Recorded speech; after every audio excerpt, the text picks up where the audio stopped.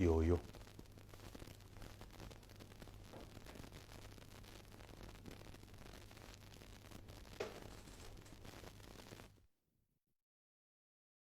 Essaawa eno twetaaga okumanya UPRS basolooza batya ssente, tariffs ezo zennyini, licensing ani agikola, kuba mpulira and I have the evidence nti when it comes to licensing UPRS bakwatako ne ku cash. Twandisuubidde nti no ssente gye bazikuŋŋaanya ssente zigenda ku account, but when it comes to licensing it is owned by a crew, by an unidentified a number of people. So baby you know call follow ups, not converging in one place and start saying to ntibatu bagundi tugenda kufuna sente tulina okuzeekolera for sustainability. Register your music, protect it. Digital platforms zonna zikole, ne bw'onooteeka music ku digital platform nga tomuregistarize nga tofunye kye bayita SRC code, tofunye IPI code. IPI code eyo code ekwa-identifying nga gwe nnyini waaka. Bumplene bwene kuba oluyimba kati oli identified nti lulwo, you won't earn. So tusooke tutunuulire waaka waffe. Let us organize our work. Let's leave the beggar how can I call it, that mentality nti gundi batuwadde sente zaffe. No, tewaliwo bagenda tuteeka sente bazikuŋŋaanye nti zino z'abayimbi. The federation is always formed by associations, not associations, not a federation forming associations. In reality, let us adopt, knowing our situation, knowing our mission, who is to execute and who is to do the administration, and above all, who will be the one in command and control. It is only through unity and respect that our industry has a guarantee to remain vibrant with a strong, respected brand. Era nalondebwa nga tewali anneesimbyeko. Actually I was appointed kuba abamu baakola ki, abamu baakuba campaign, but I was appointed nti I suit the position of being a PR, and I thanked them for that because I now have the potential. Naye nga bwe mbagambye, I normally use my ears more than the mouth. Before ekigambo ky'okubeera PR olina okuba ng'otegedde ky'ogenda okwogerako, n'omanya nti nina kukigenda kuyita wano na wali. Nze nga nze sirina kitegeera.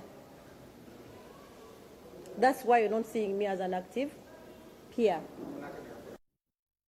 As an active PR atondaba kubandi yatuukayo bamulonda bulonzi bwe yakkiriza ekifo ky'omulonanga omwogezi wa federation bwe yagenda okwetegereza kyayogerera ate nti nga takitegedde kati atejjukira general secretary wa UMA, tatejjukira UMA ne federation tebakolagana.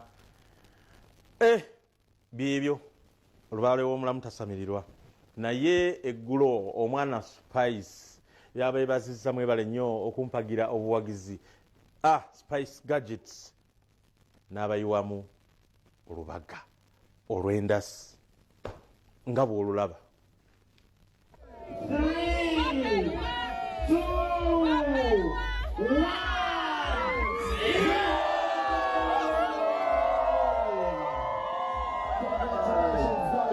Thank you so much, Gadgets.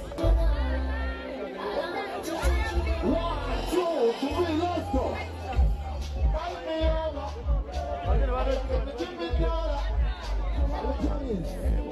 Let's go. If I'm looking for my door, I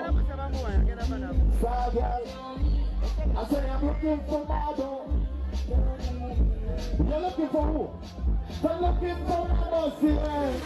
These gadgets have been doing so many things for me. Fiina Mugerwa kubakolerayo something. Era nga bulabye bayite bakisubira badde manchina just meeting because it's been months nga siba meeting amuko. Nasembayo balaba nga tuli mu time ya concert and I've always wanted to give back to them. Okubebaza omubirawo omubiri. Time ya concert balanga twalinga nga tudde no balanga concert. So nava mu concert nga omanyere emirimu gibadde mingi naye nga nkimanyi one day nja bagula embuzi mwezi wa 10 tuzirye. So lunaku olwaleero we planned a meeting like normal meetings. So what they was doing in a meeting. Naye nga nze surprise yaabwe already. Nabategekedde wano ekijjulo. Ky'okubeebaza kumbeererawo kunjagala. Bankoledde surprise party last year bankolera birthday party. Yali nnene nnyo. Beesonda. So guno omulundi nange ngambi kamba kolereyo something actually unique. Yeah, my fans love me. Gadgets love me. Bayiwawo omubiri when it comes to me. Walaba Team Spice na boda boda. Nabavuga zipichi zaabwe. Sina nokwensasula. Sina mwana wa team n'omumbu ali ku payroll. No one. Bakola bye bakola nga bo ku mutima gwabwe. Aba boda boda. Nga bateeka amafuta ne bavuga paka mbalala. Ne bagenda ejjinja ne nga bannange. But of course sobola basasula nga boss kino.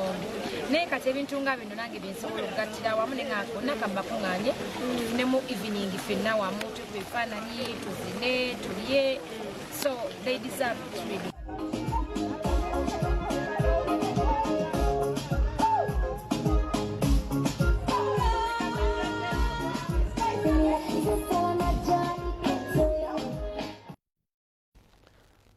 Sirira ejjula gaalo, the star girl.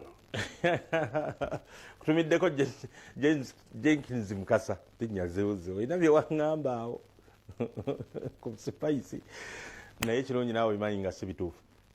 Kati eggulo nabalaze nabagambye nti America party after party abaana bacakala. Kati ono ayabadde n'akasiki bamuyita Dr. Mike Mutebi we Dallas yabadde n'akasiki kano oyo asemba wakati wa Mitalamba Airport next to president. Naye akasiki ako yabadde doctor awasa omwana we Sierra Leone era ogenda kubalaba mu kavidiyo ku mbaga eya wiiki eri ejja nga kikyo.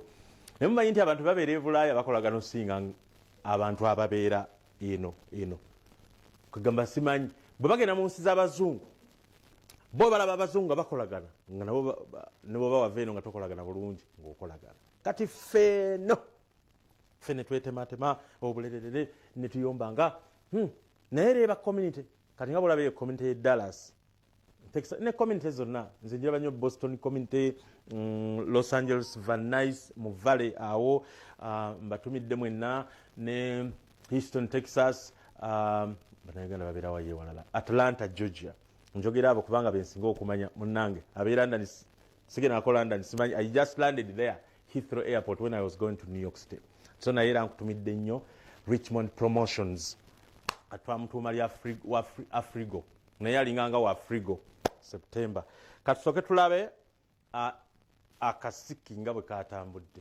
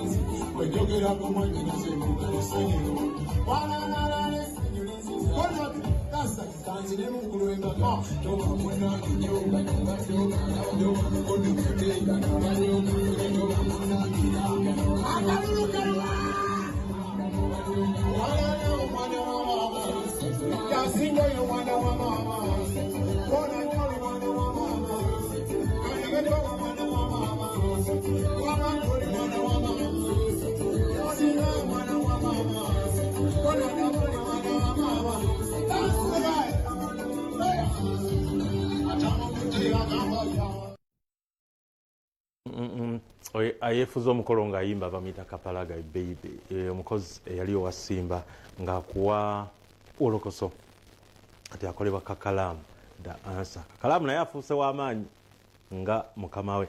Katuveeko mukuumulamu tukomewo. Ekyenkya kikutaaga yewe bityo kati tugenda kugendako wa Musa tulabe omuyimbi omuyita Ray signature ayina byannyonnyola kale sabula. Alright, thank you very much. Muganda wange Enoch ali kukomera olunaku olwaleero. Dennis yali mu studio just your producer wa Sheno. Nze Musa Semwanga. Olunaku lwa kutaano muganda wange tugenda mu weekend. Akitegeeza olunaku lwa kweta eri abo abalinamu kasente oba tolina musigale ewaka. Teri kinyiiza muganda wange genda mu bbala n'okoona ebyokunywa by'abasajja ate nga bya bbeeyi. Muganda wange oba ogenda kinnyonnyoka naye olunaku olwaleero tusazeewo tukyazeeko omusajja mukulu gwe bayita Ray signature. Ray signature erinnya sipya mu ndongo. He's an easygoing person. He's a writer, he's a father. He's one of the guys abali underrated mu ndongo eno ate nga balina etofolidde no ku foundation y'endongo eno. Kale wegaseke ennaku zino erinnya lya principal. Baali mpadde. Ani yalikuwadde? Abawagizi basazeewo bampite principal nange ne ŋŋamba owaaye. Katonda kyaleeta toga. So I had to take it on. Principal muganda wange principal waliwo wano ow'ekitiibwa ayitibwa principal. Ogenda kumalako otya n'abantu? Tujja kubeerawo fembi. Tewali kirungi buli omu ali mu side ye. So tujja kubeerawo fembi. Nange nina abange abampita principal. Erinnya lyanyumidde nno. Naye ayina ababa abamuyita principal. Twambadde bimyu. Okitegeera. So tomanya nange ayinza okuba principal wange. Okay. Mu mbeera y'emu era abantu abo obaddeko emabega akaawo n'olutalo n'abawagizi ba Nuupu. Naye nze nali nfolowinga sikumanyi nnyo mu bintu bya ntalo ki ekyabaawo? Ndowooza navaayo ne njogera ku statement y'omukulu gye yakola about the copyright law nga tusindike wa mukulu Hildamani. Obuzibu tebwali nti yakyogerako oba watu naye engeri gye yakyogeramu yalinga akomandinga ate we tutuuse tuli bantu bakulu tosobola kukyunga bantu. So sometimes we tuba twogera olina okwegendeeza engeri gy'oyogeramu.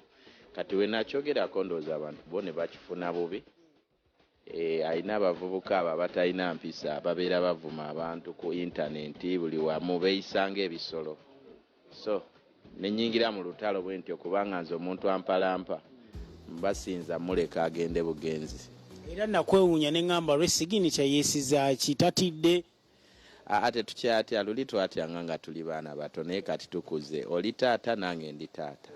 Nina omukyala nange nina omukyala. So tewali nnyo kwegamba buli omu kyasinga munne kumpi tuli mu size y'emu lwakuba nti nno oyinza okuba onsinga mu bintu ebirala ate nga si kuba nti obinsinga naye mba sibyagala Uncle Musa bw'obanga olina byoyagala nga sibyagala tekitegeeza nti onsinga. Tusobola okuba nga twenkanankana. Ate olw'ensonga eyo navaayo ne ŋŋamba bano n'abantu nina obbateeka mu layini kubanga bw'otabateeka mu layini bagenda tumanyira paka tosobola tusuubiza nsi mpya ng'abantu abagoberera tebategeera meaning bagenda tawaanya ensi empya gy'otutwalamu kati katugitereeze nga tetunnagituukamu we tutuukirayo tube nga tuteredde bw'ate abagambeko by the way bamwononera ekintu. Okay, mu mbeera y'emu tudde ku kintu kya federation emirimu gitambula gitya side eyo nakulabyeko ku jam session olwokubiri baadde abayimbi bajjukira Kabuye Ssembogo w'ebisaanyi.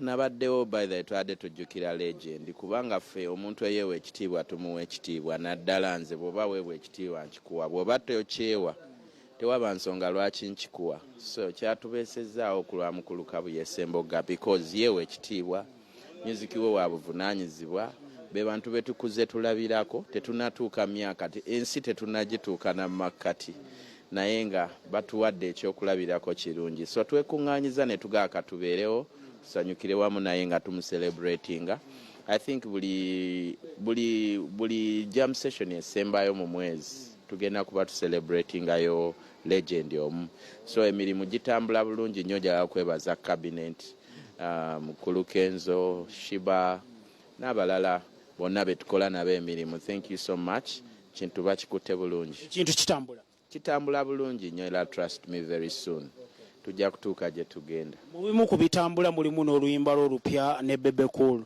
baluyita koona twazze koona koona kati bebe cool Moses sali omusango otya bebe cool mbadde nkola naye for a long time mbadde muwandiikira ennyimba ate tweddira omuziro gwe gumu ffenna tuli bankima so ekyo kitugatta ng'abooluganda nze Mugerwa yesali yes so tuli baaluganda basically ndudde naye saatandise kola naye jjo ndowooza ennyimba nga nkuliyo waziwulira nze naziwandiika n'ennyimba endala nnyingi nnyo zatanaba nakufulumya so tubadde tukolagana tulina enkolagana nnungi so namuwuliza weyawulira oluyimba naŋŋamba naye olimba wano lwaki tulukola ffenna oluyimba lwali weeruli by the way nga nalukola nzekka ne bwe yaluwulira n'alwagala n'agamba tuluddemu ffenna ne tuluddamu tetulina gwe tuvuma nti twabadde tulina gwe tukoona ng'abasinga bwe balowooza ndalowoozezza bamukoona sayidi eri ampozingi nga tekutuuka bagamba if the shoe fits then you free to put it on naye nga ffe tetulina gwe twabaddeko